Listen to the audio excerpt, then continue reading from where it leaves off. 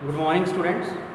Beta, today we are going to start the next topic of chapter number 2 of civics, federalism.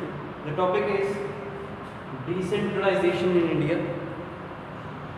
कि हिंदुस्तान ਦੇ ਵਿੱਚ ਜਿਹੜੀਆਂ government ਦੀਆਂ powers ਨੇ ਉਹਨਾਂ ਨੂੰ ਡੀਸੈਂਟਰਲਾਈਜ਼ ਕਿਵੇਂ ਕੀਤਾ ਗਿਆ ਹੈ, ਛੋਟੇ ਤੋਂ ਛੋਟੇ ਲੈਵਲ ਤੱਕ ਉਹ ਪਾਵਰਸ ਗਵਰਨਮੈਂਟ ਨੇ ਕਿਵੇਂ ਡਿਸਟ੍ਰੀਬਿਊਟ ਕੀਤੀਆਂ ਨੇ ਉਹ ਅਸੀਂ ਡਿਸਕਸ ਕਰਾਂਗੇ। ਐਜ਼ ਯੂ ਆਲਰੇਡੀ ਨੋ ਕਿ ਜਿਹੜਾ ਫੈਡਰਲ ਗਵਰਨਮੈਂਟ ਹੁੰਦੀ ਹੈ ਉਹਦੇ ਵਿੱਚ ਘੱਟੋ ਘੱਟ 2 ਲੈਵਲਸ ਆਫ ਗਵਰਨਮੈਂਟ ਹੁੰਦੇ ਨੇ, ਕਈ ਵਾਰੀ 2 ਲੈਵਲਸ ਤੋਂ ਵੀ ਜ਼ਿਆਦਾ ਲੈਵਲ ਆਫ ਗਵਰਨਮੈਂਟ ਹੋ ਸਕਦੇ ਨੇ। For example 3 levels of government ਹੋ ਸਕਦੇ ਨੇ। ਸੋ ਇਸੇ ਵਾਸਤੇ ਇੰਡੀਆ ਦੇ ਵਿੱਚ ਵੀ ਜਿਹੜਾ ਹੈ ਫੈਡਰਲ ਕੰਟਰੀ ਹੈ ਇੰਡੀਆ, ਔਰ ਇਹਦੇ ਵਿੱਚ ਅਸੀਂ 3 ਲੈਵਲਸ ਆਫ ਗਵਰਨਮੈਂਟ ਰੱਖੇ ਹੋਏ ਨੇ। ਉਹ ਕਿਹੜੇ ਨੇ? ਸੈਂਟਰਲ ਗਵਰਨਮੈਂਟ ਵਿਚ ਰਨਸ ਦਾ central government for whole country. Then we have state government which is responsible for running the administration of the states, and then we have the local government. Local government means that government which runs the local administration of a locality। ठीक है, जैसे ਪਿੰਡਾਂ ਦੇ ਵਿੱਚ ਜਿੱਦਾਂ ਪੰਚਾਇਤ ਹੈ, gram panchayat ਹੈ, cities ਦੇ ਵਿੱਚ ਮਿਊਨਿਸਪੈਲਿਟੀ ਗਵਰਨਮੈਂਟ ਹੁੰਦੀ ਹੈ। ਸੋ ਇਹਦੇ ਬਾਰੇ ਅਸੀਂ ਡਿਸਕਸ ਕਰਾਂਗੇ। ਸੋ ਲੋਕਲ ਗਵਰਨਮੈਂਟ ਬਣਾਉਣਾ, ਲੋਕਲ ਗਵਰਨਮੈਂਟ ਨੂੰ ਵੱਧ ਤੋਂ ਵੱਧ ਪਾਵਰਸ ਦੇਣਾ ਹੀ ਡੀਸੈਂਟਰਲਾਈਜੇਸ਼ਨ कहलाता है। ਇਹਦੇ ਬਾਰੇ ਡਿਸਕਸ ਕਰਾਂਗੇ ਕਿ ਆਖਿਰ ਹਿੰਦੁਸਤਾਨ ਦੇ ਵਿੱਚ ਡੀਸੈਂਟਰਲਾਈਜੇਸ਼ਨ ਆਫ ਪਾਵਰ ਦੀ ਜ਼ਰੂਰਤ ਕਿਉਂ ਹੈ। Let's start with some states in India are very large in area and population. ਹਿੰਦੁਸਤਾਨ ਦੀਆਂ ਕੁਝ ਸਟੇਟਸ ਬਹੁਤ ਹੀ ਵੱਡੀਆਂ ਨੇ ਏਰੀਆ ਵਾਈਜ਼ ਵੀ ਔਰ ਪੋਪੂਲੇਸ਼ਨ ਵਾਈਜ਼ ਵੀ। ਕੁਝ ਸਟੇਟਸ ਤਾਂ ਐਸੀਆਂ ਨੇ ਜਿਹੜੀਆਂ ਕਿ ਪੋਪੂਲੇਸ਼ਨ ਵਾਈਜ਼ ਯੂਰਪ ਦੇ ਬਹੁਤ ਸਾਰੇ ਕੰਟਰੀਜ਼ ਨਾਲੋਂ ਵੱਡੀਆਂ ਨੇ। ਫੋਰ ਐਗਜ਼ਾਮਪਲ ਜਿਵੇਂ ਬੁੱਕ ਦੇ ਵਿੱਚ ਐਗਜ਼ਾਮਪਲ ਦਿੰਦਾ ਹੈ ਕਿ ਜਿਹੜੀ ਉੱਤਰ ਪ੍ਰਦੇਸ਼ ਹੈ, ਉੱਤਰ ਪ੍ਰਦੇਸ਼ ਸਟੇਟ ਜਿਹੜੀ ਹੈ ਅਕੋਰਡਿੰਗ ਟੂ ਪੋਪੂਲੇਸ਼ਨ ਰਸ਼ੀਆ ਨਾਲੋਂ ਜ਼ਿਆਦਾ ਵੱਡੀ ਹੈ ਪੋਪੂਲੇਸ਼ਨ ਵਾਈਜ਼। ਕਿ ਯੂਪੀ ਦੀ ਪੋਪੂਲੇਸ਼ਨ ਰਸ਼ੀਆ ਨਾਲੋਂ ਵੀ ਜ਼ਿਆਦਾ ਹੈ। ਤੁਸੀਂ ਇਮੈਜਿਨ ਕਰ ਸਕਦੇ ਹੋ ਕਿ ਇੰਨੀ ਵੱਡੀ ਸਟੇਟ ਨੂੰ ਮੈਨੇਜ ਕਰਨਾ ਇਕੱਲੀ ਸਟੇਟ ਗਵਰਨਮੈਂਟ ਲਈ ਕਿੰਨਾ ਔਖਾ ਹੋਏਗਾ। ਇਸ ਕਰਕੇ ਉੱਥੇ ਲੋਕਲ ਗਵਰਨਮੈਂਟਸ ਚਾਹੀਦੀਆਂ ਨੇ। ਦੈਨ ਅਗਰ ਅਸੀਂ ਗੱਲ ਕਰ ਲਈਏ ਮਹਾਰਾਸ਼ਟਰ ਦੀ ਪੋਪੂਲੇਸ਼ਨ ਵਾਈਜ਼, ਤਾਂ ਮਹਾਰਾਸ਼ਟਰ ਦੀ ਜਿਹੜੀ ਪੋਪੂਲੇਸ਼ਨ ਹੈ ਜਰਮਨੀ ਦੀ ਪੋਪੂਲੇਸ਼ਨ ਦੇ ਬਰਾਬਰ ਹੈ। ਸੋ ਇੰਨੀਆਂ ਜ਼ਿਆਦਾ ਵਾਸਟ ਸਟੇਟਸ ਨੇ, ਉਹਨਾਂ ਦੀ ਪੋਪੂਲੇਸ਼ਨ ਇੰਨੀ ਜ਼ਿਆਦਾ ਹੈ ਕਿ ਉੱਥੇ ਜ਼ਰੂਰਤ ਹੋ ਜਾਂਦੀ ਹੈ ਡੀਸੈਂਟਰਲਾਈਜ਼ ਕਰਨ ਦੀ ਪਾਵਰਸ ਨੂੰ ਔਰ ਲੋਕਲ ਗਵਰਨਮੈਂਟ ਬਣਾਉਣ ਦੀ। So this is the rationale behind decentralisation of power in India. ਹਾਂਜੀ, ਨੈਕਸਟ ਦੇਖ ਲੈਂਦੇ ਹਾਂ ਕਿ ਡੀਸੈਂਟਰਲਾਈਜੇਸ਼ਨ ਦਾ ਲਿਟਰਲ ਮੀਨਿੰਗ ਕੀ ਹੈ। Decentralization means when power is taken from central and state governments and given to the local governments। means कि ਜਦੋਂ ਜਿਹੜੀ ਹੈ ਸੈਂਟਰਲ ਗਵਰਨਮੈਂਟ ਔਰ ਸਟੇਟ ਗਵਰਨਮੈਂਟ ਦੀਆਂ ਕੁਝ ਪਾਵਰਸ ਜਿਹੜੀਆਂ ਨੇ ਉਹਨਾਂ ਕੋਲੋਂ ਲੈ ਕੇ ਲੋਕਲ ਗਵਰਨਮੈਂਟ ਨੂੰ ਦੇ ਦਿੱਤੀਆਂ ਜਾਂਦੀਆਂ ਨੇ, ਤਾਂ ਉਸ ਨੂੰ ਅਸੀਂ ਡੀਸੈਂਟਰਲਾਈਜੇਸ਼ਨ ਆਫ ਪਾਵਰ ਦਾ ਨਾਮ ਦਿੰਦੇ ਹਾਂ। ਨੈਕਸਟ ਅਸੀਂ ਦੇਖਾਂਗੇ ਕਿ ਰੀਜ਼ਨਸ ਕੀ ਨੇ ਕਿ ਡੀਸੈਂਟਰਲਾਈਜੇਸ਼ਨ ਆਫ ਪਾਵਰ ਜਿਹੜੀ ਹੈ ਕੀਤੀ ਜਾਂਦੀ ਹੈ, ਅੱਛੀ ਗੱਲ ਹੈ, ਲੇਕਿਨ ਇਹਦੇ ਪਿੱਛੇ ਰੇਸ਼ਨਲ ਕੀ ਹੈ। What is the rationale behind decentralisation of power. ਇਹ ਕੁਐਸਚਨ ਆਇਆ ਹੈ CBSE ਦੇ ਵਿੱਚ 10th ਕਲਾਸ ਦੇ ਵਿੱਚ, ਜਿਹੜੇ ਹੁਣ ਐਗਜ਼ਾਮ ਹੋਏ ਸੀਗੇ ਮਾਰਚ ਦੇ ਵਿੱਚ। ਸੋ ਕਾਫੀ ਇੰਪੋਰਟੈਂਟ ਕੁਐਸਚਨ ਹੈ ਕਿ what is the rationale behind the decentralisation of power in federal countries. So let's start one by one important points. Number 1, local people can sort out their issues well at the local level. ਪਹਿਲੀ ਗੱਲ ਤਾਂ ਇਹ ਹੈ ਕਿ ਅਗਰ ਅਸੀਂ local government ਬਣਾਉਂਦੇ ਹਾਂ, ਥਰਡ ਟਾਇਰ ਆਫ ਗਵਰਨਮੈਂਟ ਬਣਾਉਂਦੇ ਹਾਂ, ਡੀਸੈਂਟਰਲਾਈਜੇਸ਼ਨ ਆਫ ਪਾਵਰ ਕਰਦੇ ਹਾਂ, ਤਾਂ ਲੋਕਲ ਜਿਹੜੀ ਗਵਰਨਮੈਂਟ ਹੈ ਉਹ ਲੋਕਲ ਪ੍ਰੋਬਲਮਸ ਨੂੰ ਜ਼ਿਆਦਾ ਬਿਹਤਰ ਤਰੀਕੇ ਨਾਲ ਜਾਣਦੀ ਹੈ ਔਰ ਉਹਨਾਂ ਇਸ਼ੂਜ਼ ਨੂੰ, ਉਹਨਾਂ ਮਾਮਲਿਆਂ ਨੂੰ ਸਹੀ ਤਰੀਕੇ ਦੇ ਨਾਲ ਹੱਲ ਕਰ ਸਕਦੀ ਹੈ।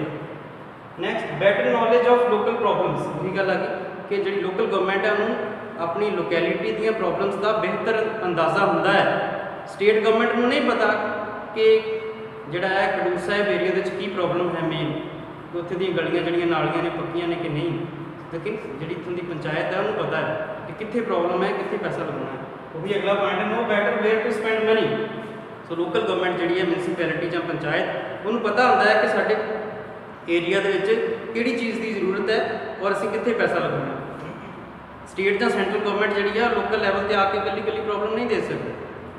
ਡਾਇਰੈਕਟ ਪਾਰਟਿਸਿਪੇਸ਼ਨ ਇਨ ਡਿਸੀਜਨ ਮੇਕਿੰਗ। ਨੈਕਸਟ ਰੇਸ਼ਨਲ ਰੀਜ਼ਨ ਹੈਗਾ ਡੀਸੈਂਟਰਲਾਈਜੇਸ਼ਨ ਦਾ ਕਿ ਡੈਮੋਕ੍ਰੇਸੀ ਕਹਿੰਦੀ ਹੈ ਕਿ ਡੈਮੋਕ੍ਰੇਸੀ ਦਾ ਬੇਸਿਕ ਪ੍ਰਿੰਸੀਪਲ ਹੈ ਕਿ ਲੋਕਾਂ ਦੀ ਪਾਰਟਿਸਿਪੇਸ਼ਨ ਹੋਣੀ ਚਾਹੀਦੀ ਹੈ ਵੱਧ ਤੋਂ ਵੱਧ ਗਵਰਨਮੈਂਟ ਦੇ ਵਿੱਚ। ਤਾਂ ਉਸ ਚੀਜ਼ ਨੂੰ ਲੋਕਲ ਸੈਲਫ ਗਵਰਨਮੈਂਟ ਦਾ ਜਿਹੜਾ ਪ੍ਰਿੰਸੀਪਲ ਹੈ ਉਹਨੂੰ ਫੁਲਫਿਲ ਕੌਣ ਕਰਦਾ ਹੈ? ਇਹ ਲੋਕਲ ਗਵਰਨਮੈਂਟ ਫੁਲਫਿਲ ਕਰਦੀ ਹੈ। ਜਿਹੜੀ ਹੈ ਡੀਸੈਂਟਰਲਾਈਜੇਸ਼ਨ ਆਫ ਪਾਵਰ ਹੈ ਇਹਦੇ ਨਾਲ ਹੀ ਫੁਲਫਿਲ ਹੁੰਦੀ ਹੈ। ਇਹ ਲੋਕਾਂ ਦੀ ਡਾਇਰੈਕਟ ਪਾਰਟਿਸਿਪੇਸ਼ਨ ਹੁੰਦੀ ਹੈ ਡਿਸੀਜਨ ਮੇਕਿੰਗ ਦੇ ਵਿੱਚ। ग्राम सभा के राही लोग अपने पिंड के डिसीजन खुद लै सकते हैं। So these are the main reasons for decentralization of power not only in India but anywhere in the world.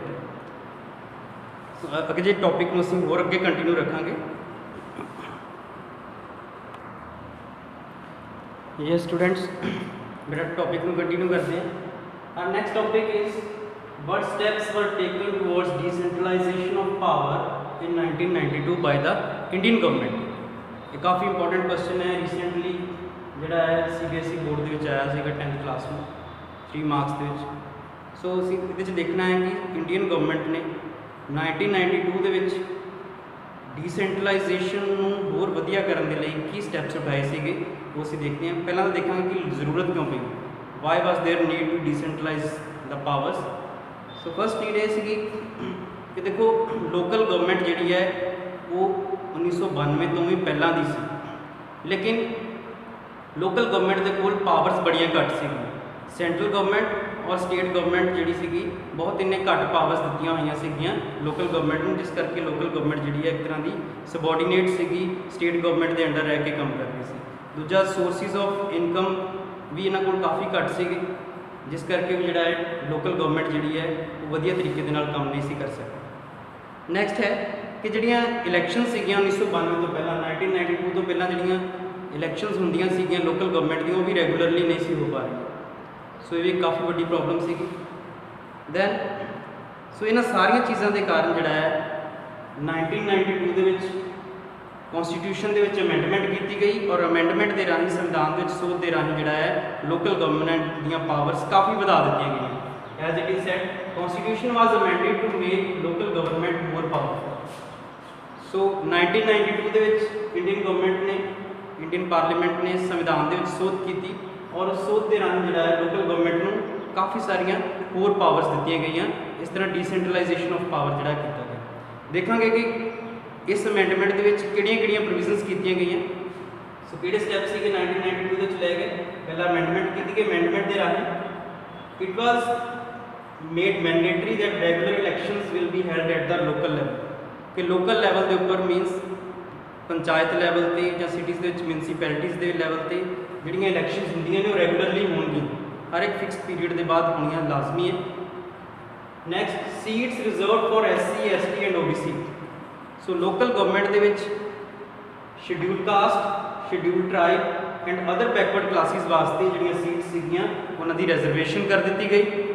Next 1/3 seats were reserve for women.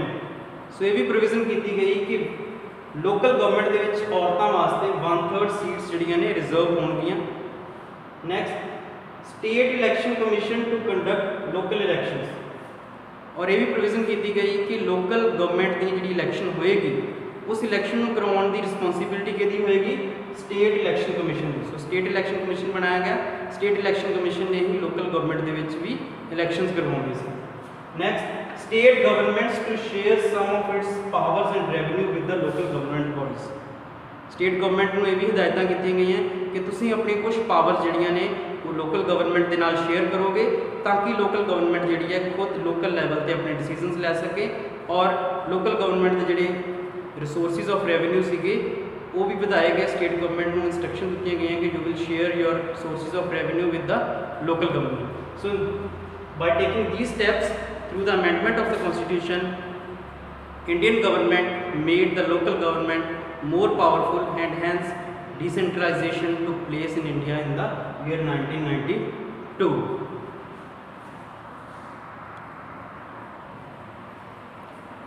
Yes students, so next ਅਸੀਂ ਦੇਖਾਂਗੇ ਹੁਣ rural local government of India composition. Actually composition of rural local government कि हिंदुस्तान की जी local government है पिंडां दे विच, rural मीनस पिंडां दे विच पिंडां दी local government जी उसकी composition किवें हुंदी है, बनतर किवें हुंदी है, किहड़े-किहड़े जिहड़े ने कंपोनेंट्स हुंदे ने रूरल लोकल गवर्नमेंट दे विच वो असीं डिस्कस करांगे from the root level to the higher level. So let's start. देखो पहला तो ये कंपोजिशन समझ लो सारी रूरल गवर्नमेंट की। सब तो लोएस्ट लैवल के उपर की हुंदा है, पंचायत होंदी है हर एक पिंड की। Every village has a panchayat, gram panchayat कहने जिन्होंने से। ठीक है। ग्राम पंचायत ਦੇ ਵਿੱਚ ਕੀ ਹੁੰਦਾ ਹੈ, ਵਾਰਡ ਮੈਂਬਰਸ ਹੁੰਦੇ ਨੇ ਜਿਨ੍ਹਾਂ ਨੂੰ ਅਸੀਂ ਪੰਚ ਵੀ ਕਹਿੰਦੇ ਹਾਂ। ਕੁਝ ਵਾਰਡ ਮੈਂਬਰ ਹੁੰਦੇ ਨੇ, ਡਿਪੈਂਡ ਕਰਦਾ ਹੈ ਪਿੰਡ ਦੀ ਵਿਲੇਜ ਦੀ ਪੋਪੂਲੇਸ਼ਨ ਦੇ ਉੱਪਰ, ਠੀਕ ਹੈ। ਮੋਰ ਦੈਨ 10 ਵੀ ਹੋ ਸਕਦੇ ਨੇ, ਲੈਸ ਦੈਨ 10 ਵੀ ਹੋ ਸਕਦੇ ਨੇ, ਮੀਨਸ ਇਹ ਫਿਕਸ ਨਹੀਂ ਹੈ। ਇਹ ਪੋਪੂਲੇਸ਼ਨ ਦੇ ਅਕੋਰਡਿੰਗ ਜਿਹੜਾ ਫਿਕਸ ਕੀਤਾ ਜਾਂਦਾ ਹੈ ਕਿੰਨੀ ਪੋਪੂਲੇਸ਼ਨ ਹੈ, ਕਿੰਨੀਆਂ ਵਾਰਡਸ ਬਣਨਗੀਆਂ ਪਿੰਡ ਦੇ, ਉਹਦੇ ਅਕੋਰਡਿੰਗ ਵਾਰਡ ਮੈਂਬਰ ਰੱਖੇ ਜਾਂਦੇ ਨੇ, ਪੰਚ ਰੱਖੇ ਜਾਂਦੇ ਨੇ। ਪਲੱਸ ਇੱਕ ਸਰਪੰਚ ਹੁੰਦਾ ਹੈ ਜੋ ਕਿ ਐਗਜ਼ੈਕਟਿਵ ਹੈਡ ਹੁੰਦਾ ਹੈ, ਜਿਹੜਾ ਕਿ ਸਾਰੇ ਪੰਚਾਂ ਦੀ ਨੂੰ ਅਗਵਾਈ ਕਰਦਾ ਹੈ, ਲੀਡ ਕਰਦਾ ਹੈ। So this is the gram panchayat, ਜਿਹਦੇ ਵਿੱਚ ਕੁਝ ਪੰਚ ਹੁੰਦੇ ਨੇ, ਇੱਕ ਸਰਪੰਚ ਹੁੰਦਾ ਹੈ। ਇਹਨਾਂ ਦੀ ਡਾਇਰੈਕਟ ਇਲੈਕਸ਼ਨ ਹੁੰਦੀ ਹੈ। They are directly elected ਬਾय the adult voters of the village. ਪਿੰਡ ਦੇ ਜਿਹੜੇ ਅਡਲਟ ਵੋਟਰ ਨੇ 18 ਔਰ 18 ਪਲੱਸ, ਉਹ ਆਪਣੇ ਪਿੰਡ ਦੇ ਪੰਚ ਔਰ ਸਰਪੰਚ ਦੀ ਚੋਣ ਕਰਦੇ ਨੇ। ਦੈਨ ਸਾਡੇ ਕੋਲ ਪੰਚਾਇਤ ਲੈਵਲ ਦੇ ਉੱਪਰ ਵੀ ਇੱਕ ਹੋਰ ਬੋਡੀ ਹੈ, ਉਹ ਹੈ ਗ੍ਰਾਮ ਸਭਾ। ਗ੍ਰਾਮ ਸਭਾ ਦੇ ਵਿੱਚ ਪਿੰਡ ਦੇ ਜਿੰਨੇ ਵੀ ਅਡਲਟ ਵੋਟਰ ਨੇ ਉਹ ਸਾਰੇ ਇਹਦੇ ਮੈਂਬਰ ਹੁੰਦੇ ਨੇ। all adult voters of village they form the gram sabha of a particular village। ਪਿੰਡ ਦੇ ਜਿੰਨੇ ਵੀ ਅਡਲਟ ਵੋਟਰ ਨੇ ਸਾਰੇ ਹੀ ਗ੍ਰਾਮ ਸਭਾ ਦੇ ਮੈਂਬਰ ਹੁੰਦੇ ਨੇ। ਦੇਖੋ ਗ੍ਰਾਮ ਪੰਚਾਇਤ ਔਰ ਗ੍ਰਾਮ ਸਭਾ ਨੂੰ ਆਪਸ ਵਿੱਚ ਕਨਫਿਊਜ਼ ਨਹੀਂ ਕਰਨਾ।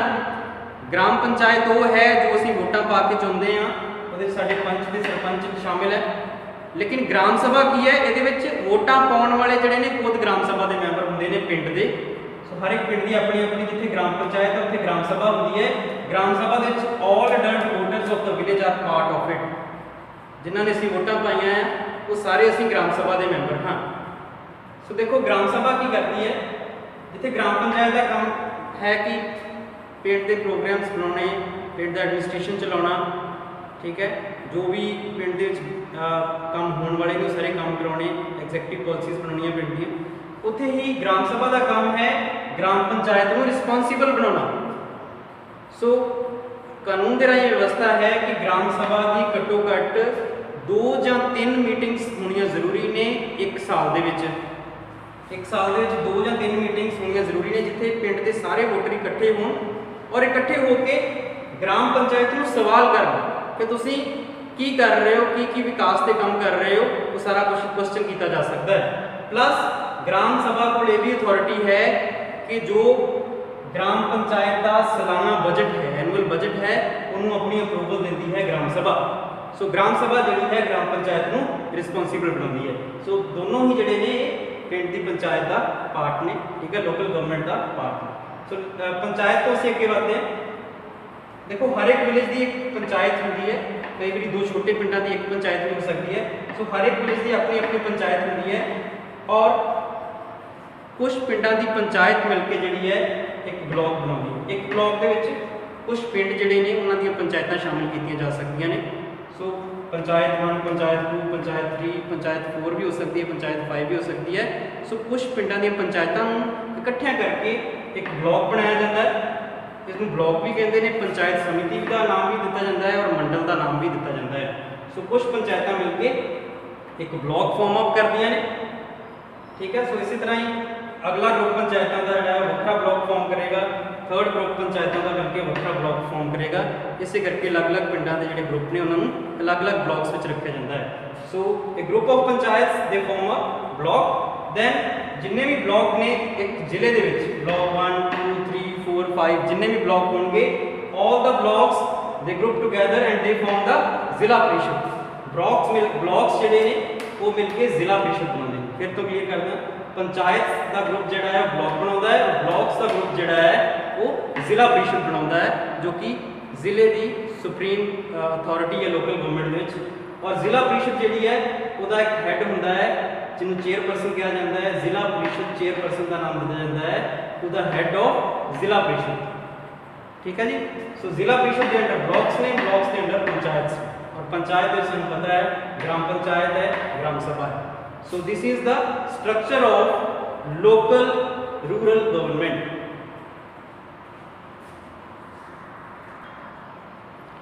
देखो स्टूडेंट्स, ਜ਼ਿਲ੍ਹਾ ਪ੍ਰੀਸ਼ਦ ਦੇ ਜਿਹੜੇ ਮੈਂਬਰਸ ਨੇ, ਅਗਰ ਅਸੀਂ ਉਹਨਾਂ ਦੀ ਗੱਲ ਕਰ ਲਈਏ ਤਾਂ ਜ਼ਿਆਦਾਤਰ ਇਹਦੇ ਮੈਂਬਰਸ ਜਿਹੜੇ ਨੇ ਉਹ ਇਲੈਕਟਿਡ ਹੁੰਦੇ ਨੇ, ਚੁਣੇ ਜਾਂਦੇ ਨੇ, ਠੀਕ ਹੈ ਜੀ। ਲੇਕਿਨ ਕੁਝ ਜਿਹੜੇ ਐਮਪੀਸ ਹੁੰਦੇ ਨੇ ਉਸ ਪਾਰਟਿਕੂਲਰ ਜ਼ਿਲ੍ਹੇ ਦੇ, ਜਿਹੜੇ ਮੈਂਬਰ ਆਫ ਪਾਰਲੀਮੈਂਟ ਨੇ, ਜਿਹੜੇ ਮੈਂਬਰਸ ਆਫ ਲੈਜਿਸਲੇਟਿਵ ਅਸੈਂਬਲੀ ਨੇ, ਮੀਨਸ ਐਮਪੀ ਤੇ ਐਮਐਲਏ ਜਿਹੜੇ ਨੇ ਉਹ ਵੀ ਜ਼ਿਲ੍ਹਾ ਪ੍ਰੀਸ਼ਦ ਦੇ ਮੈਂਬਰ ਹੁੰਦੇ ਨੇ। ਇਸ ਤੋਂ ਬਿਨਾਂ ਉਸ ਡਿਸਟ੍ਰਿਕਟ ਦੇ ਕੁਝ ਜਿਹੜੇ ਆਫਿਸਰਸ ਨੇ, ਗਵਰਨਮੈਂਟ ਆਫਿਸਰਸ ਨੇ, ਉਹ ਵੀ ਜ਼ਿਲ੍ਹਾ ਪ੍ਰੀਸ਼ਦ ਦੇ ਮੈਂਬਰ ਹੁੰਦੇ ਨੇ। ਔਰ ਇਸ ਦੇਖ ਲਿਆ ਹੈ ਕਿ ਜ਼ਿਲ੍ਹਾ ਪ੍ਰੀਸ਼ਦ ਚੇਅਰਪਰਸਨ ਜਿਹੜਾ ਹੈ ਉਹ ਜ਼ਿਲ੍ਹਾ ਪ੍ਰੀਸ਼ਦ ਦਾ ਪੋਲੀਟੀਕਲ ਹੈਡ ਹੁੰਦਾ ਹੈ।